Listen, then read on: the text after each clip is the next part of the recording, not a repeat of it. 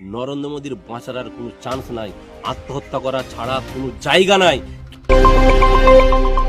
আগে অন্ধভক্তগুলোকে বুঝতে হবে আমাদের ভারত দেশ আগে না নরেন্দ্র মোদী আগে। যদি বলো নরেন্দ্র মোদী আগে, নরেন্দ্র মোদীকে লাও, নেপাল বেরিয়ে যাও, থাকার দরকার নেই তোমাদের এখানে ভারতবর্ষে, তোমাদের কোনো অধিকার নেই ভারতবর্ষে থাকা। আর যদি দেশকে ভালোবাসো তোমাকে বলতে হবে নরেন্দ্র মোদী গাদ্দারি করছে, তার নিজের সম্মান বাঁচানোর জন্য, ইজ্জত বাঁচানোর জন্য, নিজের কুকর্মকে চাপা দেবে। আপনারা দেখছেন বাংলার আওয়াজ। ইরানের নৌসেনাকে ভারতবর্ষের নৌসেনা, দুটো দেশের পরামর্শ অনুযায়ী তাদেরকে ডেকে আনা হয়েছিল ভারতবর্ষে প্যারেডে অংশগ্রহণ করার জন্য। নৌসেনা সেখানে অংশগ্রহণ করে তাদের অনেক চিত্র আছে, অনেক ফুটেজ আছে আমাদের কাছে, করে তারা আবার ফিরে চলে যাচ্ছিল ইরান। ভারতীয় উপসাগরেই ছিল তাদের জাহাজ, সেইখানেতে আমেরিকার পক্ষ থেকে আক্রমণ করে সেই জাহাজকে পুরো পুড়িয়ে দেওয়া হলো।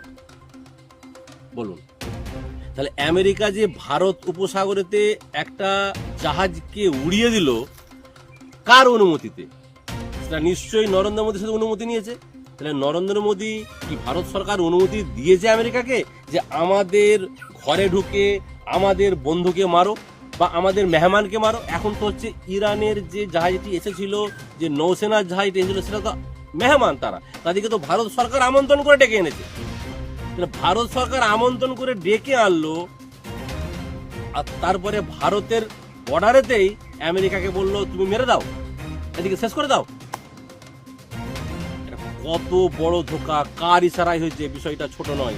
এটা ব্ল্যাকমেল না হলে পারে কোনোদিনই এরকম কাজ কেউ করতে পারেনি। এখন এটা নিয়ে কংগ্রেস থেকে শুরু করে যত ভারতবর্ষে বিরোধী দল আছে এমন ধরেছে দুটো বিষয়ে। এবারে সবাই ধরেছে অ্যাপস্টন ফাইলের বিষয়ে সংসদে তর্ক হোক, আলোচনা হোক, আর ভারতবর্ষে ঢুকে আমেরিকা কিভাবে ইরানের জাহাজ ডুবিয়ে দিল, কার অনুমতিতে, তার চর্চা হোক।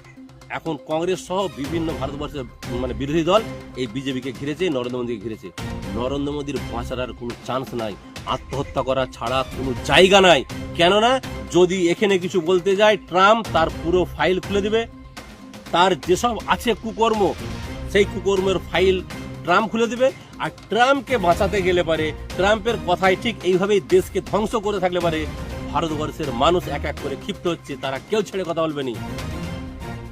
যে কোনো সময়ে যে কোনো দুর্ঘটনা ঘটতে পারে এবং যে কোনো সময়ে নরেন্দ্র মোদী আত্মহত্যা করতে পারে। এটা আজকে আমরা বলে যাচ্ছি, আগে মিলিয়ে। নকিবুল ইসলামের রিপোর্ট, আপনারা দেখছেন বাংলার